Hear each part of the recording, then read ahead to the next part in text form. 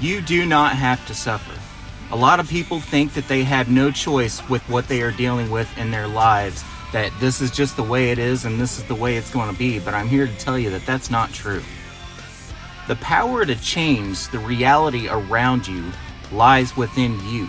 You and you alone have the ability to change the way that you perceive things that are happening in your day-to-day experience.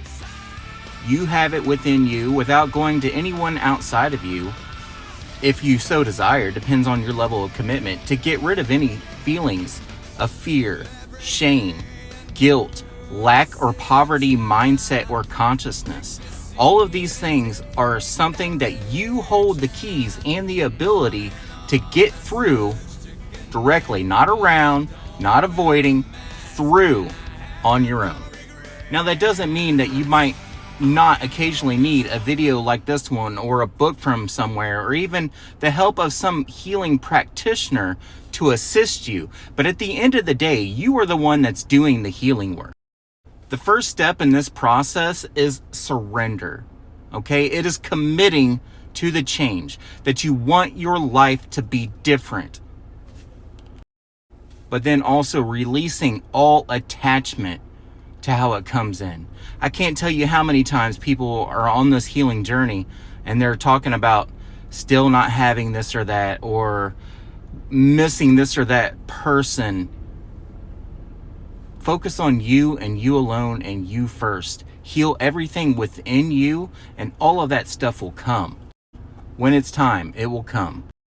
So when you are ready to make this change, it is as simple as you asking God, universe, whatever is your way, to bring in healing. Say, I invite healing into my life today.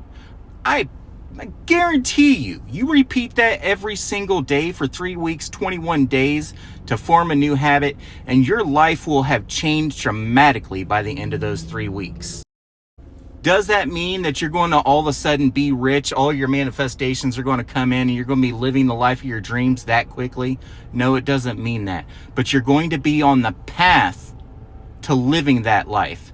You have no choice in that situation at that point. You've repeated it long enough for your subconscious mind to put it in basically your line of programming. It is going to come through.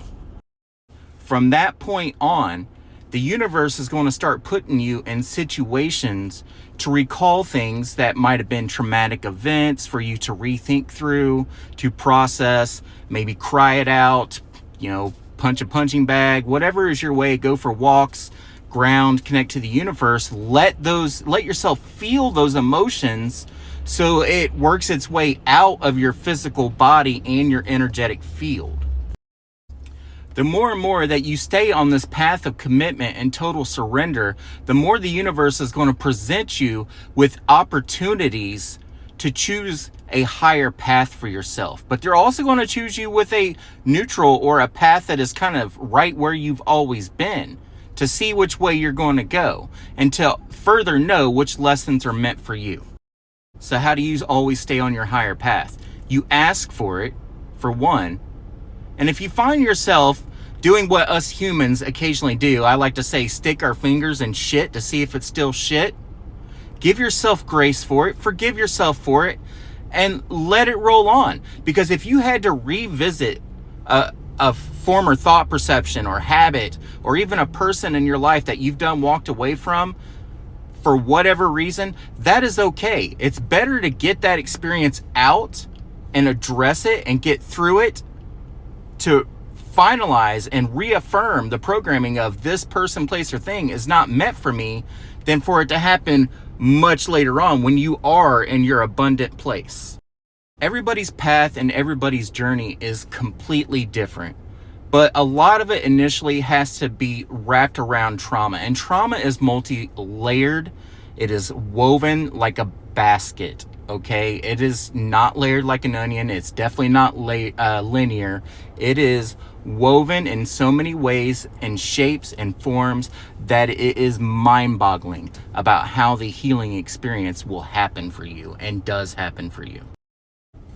I've been on this path for more than 3 years now, and the first thing that I want to say, especially to you men out there that are watching this video, there is no shame in crying. As a matter of fact, it is the only way through. You're not going to punch your way through. You're not going to fight your way through. You're not going to aggressively get your way through or use your words to get your way through. And the same for some of you women that might be deep in masculine energy that's not so good for you or whatever have you. The only way through is through. If you want to stand in your power, you must be first willing to lean into your vulnerability.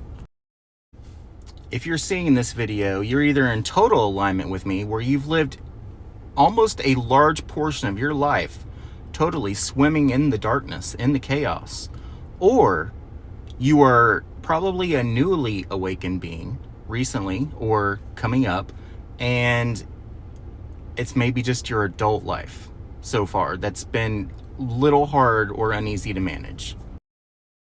So as I said earlier, the first step is your commitment. It is your willingness to surrender to the path.